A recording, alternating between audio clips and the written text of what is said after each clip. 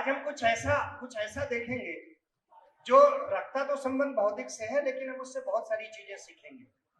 तैयार है? नींद तो नहीं आ रही? आज हम बात करेंगे रिलेटिविटी की। किसकी? रिलेटिविटी की। आप मेरा साथ देंगे। याद रखिए, ये टॉक नहीं है, ये हमारे बीच की बातचीत, ठीक है? तो आज हम रिलेटिविटी की बात करेंगे, सापेक्षिकता की बात करेंगे, सापेक्षिकता को समझने का प्रयास करेंगे कि ये होती क्या है। क्योंकि जब ये चैप्टर फिजिक्स के किताब में इंट्रोड्यूस होता है तो बहुत भयानक लगता है। कितने लोगों को भौतिक से डर लगता है? वेरी गुड, लगना भी चाहिए, लगना भी चाहिए। लेकिन मैं आपको ये बताना चाहूंगा, ये इतनी प्यारी चीज है, यदि आप समझने लग जाएंगे तो आपको सिर्फ वो दिखेगी। अभी जब गाने चल रहे थे ना, मेरे को गाने थोड़ी सुनाई दे रहे थे, मेरे को वाइब्रेशन का साइंस समझ में आ रहा था। ठीक है, चलिए, तो हम रिलेटिविटी के बारे में बात करेंगे। और रिलेटिविटी में समझने के लिए हम एक एग्जांपल उठाएंगे, एक उदाहरण उठाएंगे। ध्यान से देखिए, आपको पीपीटी में दिखाई देता है 3 लोग हैं, एक ए है, एक बी है और एक सी है। मैं ए को नहीं जानता, लेकिन मेरी बी से पहचान है। तो ए को जानने के लिए मैं बी के पास जाता हूं और बी से पूछता हूं, भाई मेरे को ये बता, ये ए कौन है, कैसा आदमी है, इसका नाम क्या है? ए का उत्तर आता है, उसका नाम पिताजी है। क्या है? वो फादर है। तो मैं पूछता हूं कि ठीक है, फादर है, तो मैं तुमसे संतुष्ट नहीं हुआ, मैं सी के पास गया, सी के पास मैंने जाके पूछा वो कौन है, तो बोले वो प्रोफेसर है। क्या है? तो मेरा कंफ्यूजन ये है, एक आदमी उसको पिताजी बोलता है, एक आदमी उसको प्रोफेसर बोलता है, सच कौन बोलता है ये मेरे को मालूम नहीं। तो मैं चाहता हूं कि नाम में क्या रखा है, नाम तो फर्क हो सकता है, मैं कैरेक्टर पूछना चाहता हूं। तो मैं फिर से बी के पास जाता हूं और बी से पूछता हूं कि भाई एक कैसा आदमी है? वो बोलता है बहुत लविंग है, बहुत केयरिंग है, वो उसके पास हर समस्या का समाधान है, वो जो प्रश्न पूछो उसका उत्तर देता है, रात में 12 बजे डिस्टर्ब करो तो भी बिल्कुल दुखी नहीं होता। मैं सी के पास पहुंचता हूं, सी से पूछता हूं, भाई एक चीज बताओ, ये बी किस प्रकार का आदमी है? बोलता बहुत खुशट है, वो प्रैक्टिकल मार्क तो उसके हाथ से निकलते नहीं, 40 में मेरे को 25 ही दिया। समझ में आया क्या?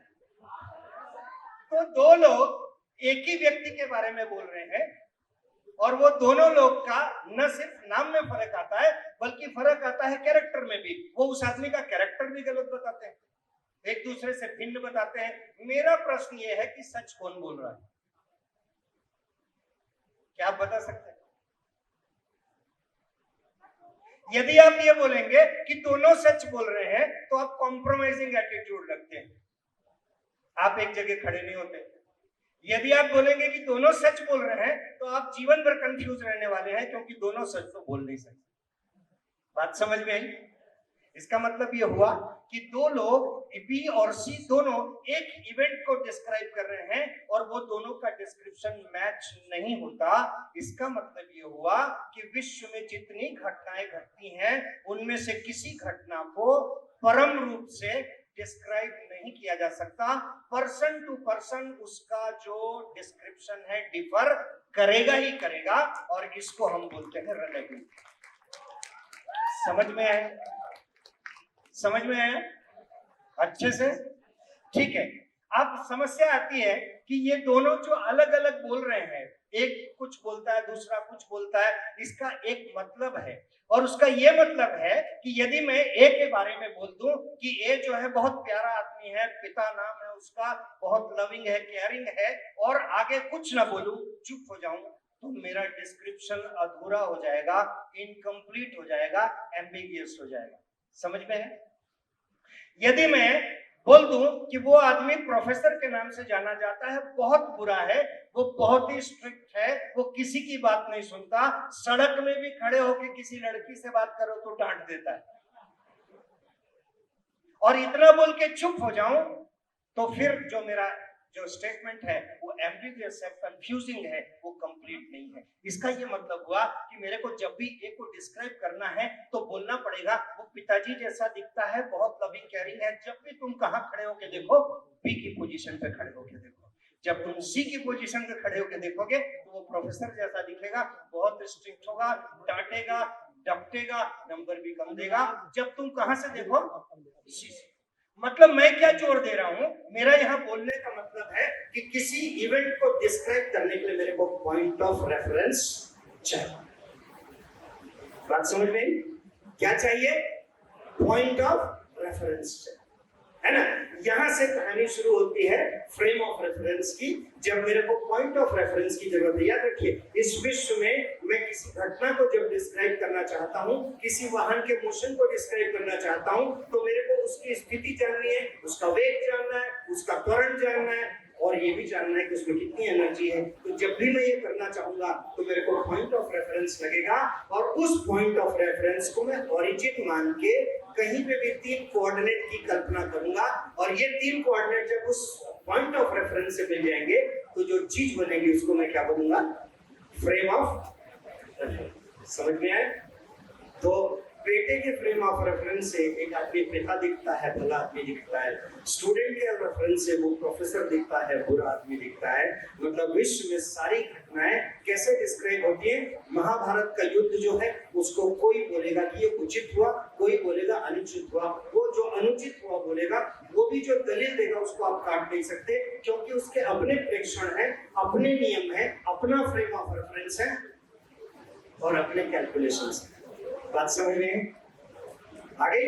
चलिए अब थोड़ा सा आगे दूसरे एग्जांपल पे चलते हैं, वहां हम कुछ और चीज देखेंगे जो आपको बहुत इंटरेस्टिंग लगेगी। याद रखना, इसको फिजिक्स के रूप में देखेंगे तो बोर होगा, ठीक है। फिजिक्स मत पढ़ना, मैं कभी नहीं बोलता किसी स्टूडेंट को फिजिक्स पढ़ो। फिजिक्स में वो खोजो जो मेरे जीवन में चलता है, तो फिजिक्स सरल लगेगा, ठीक है। चलिए याद है कि आपको 2 गाड़ियां दिख रही हैं, और एक जो है आदमी सड़क पे खड़ा हुआ दिख रहा है, वो किसी प्राइवेट कॉलेज में अच्छे से नहीं पढ़ा होगा, इसलिए इंजीनियरिंग की डिग्री लेके निकल गया। समझ में है ना? मैं कुछ कम्युनिकेट करना चाहता हूँ आपसे, है ना, ठीक है। कोई भी ब्रांच हो चलेगा, कोई भी कॉलेज हो चलेगा, पढ़ना अच्छा हो, ठीक है, ताकि सड़क पे खड़ा होना मत पड़े, ठीक। तो वो सड़क पे खड़ा है, और जब सड़क पे खड़ा रहेगा तो कुछ तो करेगा, खाली तो खड़ा नहीं रह सकता। वो 2 वाहनों के मोशन को देख रहा है, देखता है कि एक गाड़ी ए जो है वो रायपुर की तरफ जा रही है, गाड़ी बी जो है वो भी रायपुर की तरफ जा रही है, लेकिन गाड़ी बी में उसका मित्र बैठा है जो किसी मल्टीनेशनल कंपनी में जॉब पा गया है। समझ में है? तो उसके पास कौन सी गाड़ी होगी? ऑब्वियसली ऑडी होगी, ठीक है। स्पीड क्या होगी? ऑब्वियसली बहुत ज्यादा होगी। एक्सेलरेटर से पैर हटेगा क्या? नहीं हटेगा, क्योंकि नई मिली। समझ में आ रही बात? ठीक है। तो ये दोनों मित्र क्या बोलते हैं, ये जो गाड़ी ए जा रही है ना, इसकी गति के बारे में हम चर्चा करते हैं। तो जो नीचे खड़ा व्यक्ति है वो बोलता है कि वो जो ए गाड़ी है 40 किलोमीटर की स्पीड से चल रही, उसमें कोई त्वरण नहीं है, उसमें कोई त्वरण नहीं है, और वो एक समान वेग से रायपुर की तरफ जा रही है। बी में बैठा आदमी बोलता है तू गलत बोल रहा है, वो 20 की स्पीड से चल रही है, रायपुर की तरफ नहीं राजनांदगांव की तरफ जा रही है, ठीक है, और उसमें त्वरण भी है। अब प्रश्न आता है कि सही कौन? क्या बता सकते हैं सही कौन? जल्दी जल्दी, अब तो समझ में आ जाना चाहिए। दोनों सही नहीं है, दोनों गलत नहीं है, बल्कि जब भी आप बी की गाड़ी में बैठेंगे तो वो गाड़ी राजनांदगांव जाती दिखाई देगी, ए की गाड़ी में बैठेंगे तो जमीन में खड़े रहेंगे तो वो रायपुर जाती दिखाएगी। लेकिन सच क्या है ये कहाँ पता चलेगा? याद रखिए, यदि किसी वाहन में कोई त्वरण नहीं है, मतलब उसमें कोई बल काम नहीं कर रहा है क्या? त्वरण तब आएगा जब बल काम करेगा। ये भी याद रखना, जीवन में स्टॉक एक्सचेंज में इन्वेस्ट करो चाहे नौकरी में इन्वेस्ट करो, फोर्स होगा तो एक्सेलरेट होगे, फोर्स नहीं होगा तो एक्सेलरेशन पॉसिबल। समझिए, ठीक है। मोटिवेशन जब तक रहेगा तब तक सफल होगे, बढ़ोगे, मोटिवेशन खत्म होगा, सारी चीजें रुक जाएंगी। चलो अब सच्चाई किसके पास पता चलेगी, इसके लिए एक एग्जांपल देता। कितने लोग हॉस्टल में रह चुके? ठीक, मान लो उस दिन क्लास जाने की इच्छा नहीं है, क्या करेंगे? नहीं जाएंगे। सो जाएंगे तो बीआईटी में तो हॉस्टल वार्डन रूम में घुस जाएगा, तो कुछ तो बताना पड़ेगा।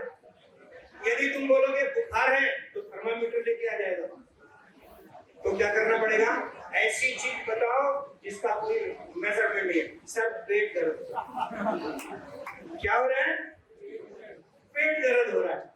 अब क्या किया तुमने? समझ लिया कि आज सुबह मेरे को कॉलेज जाना नहीं है, सुबह से पेट पकड़ के बैठ गए और चीखने चिल्लाने लगे। तो तुम्हारा जो रूममेट है वो तुमको उठा के हॉस्पिटल लेके गया, वहां उसने डॉक्टर से झगड़ा कर लिया, ये लाइन वाइन खत्म करो, मेरे दोस्त का पेट दर्द होता है उसको पहले ट्रीट करो, और वापस लाके तुमको छोड़ दिया। तुमको 2-4 गोली लगी। पेट दर्द में सबसे अच्छी बात होती है इंजेक्शन तो लगता नहीं, टेंशन नहीं है कि नहीं? गोली देगा डॉक्टर, इससे ज्यादा क्या करेगा?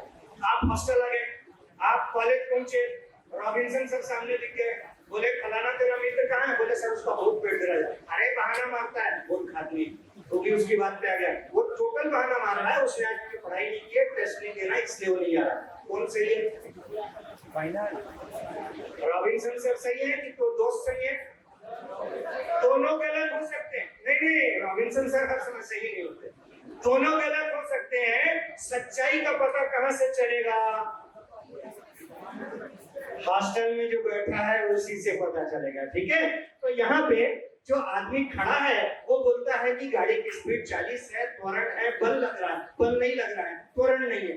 जो बी में बैठा है वो बोलता है त्वरण भी है, बल भी लग रहा है, और वो भी उल्टी दिशा में जा रही है। सच्चाई का पता चलाना होगा तो कहाँ जाना पड़ेगा? ए के पास जाना पड़ेगा। ए बताएगा कि सच्चाई क्या है, फैक्ट क्या है। समझ में आया? पेट दर्द जिसको है वही बता सकता है कि सच्चाई क्या है। तो जब ए से मैं पूछूंगा कि भाई तुम्हारी स्थिति क्या है, तो ये बोलेगा भैया मेरे में कोई वेलोसिटी नहीं है, कोई वेग नहीं है। क्यों नहीं है? क्योंकि मेरे रेस्पेक्ट में मेरी पोजीशन कभी चेंज हो ही नहीं रही। तो भैया वेग शून्य हो गया।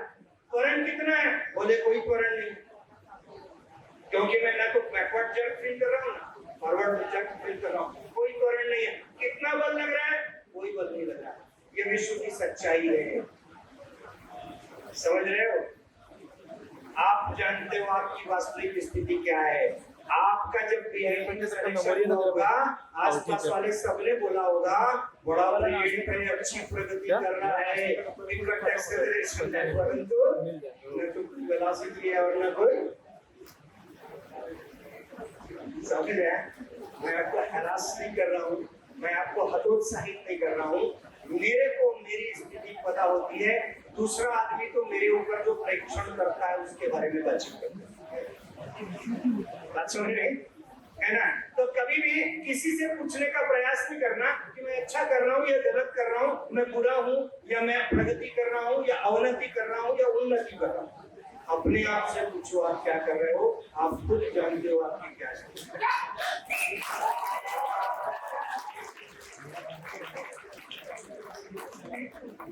ठीक है ना? अब आपको 2 प्रकार के परीक्षा के बारे में बताऊंगा, 2 प्रकार के रेफरेंस के बारे में बताऊंगा। देखिए, हर चीज जिस नियम का पालन करती है उसकी जो सिस्टमेटिक स्टडी है उसको भौतिक शास्त्र बोलते हैं। समझ में आ रही? मैं लास्ट बेंचर से पूछ रहा हूँ, बैक बेंचर जो मेरे को बहुत प्यारे लगते हैं, उनके चेहरे में गजब का आकर्षण रहता है, मैं बिना चाहे उनकी तरफ खींच जाता हूं।